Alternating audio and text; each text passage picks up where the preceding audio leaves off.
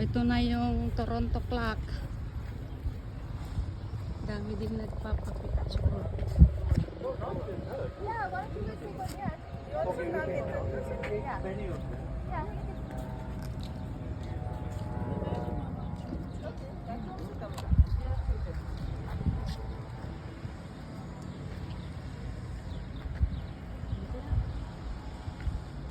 Nawala na yung internet ko, hindi ako mapakapag-live. Video na lang muna. Ayan. Dito, sa akin. Gusto mo? Ah?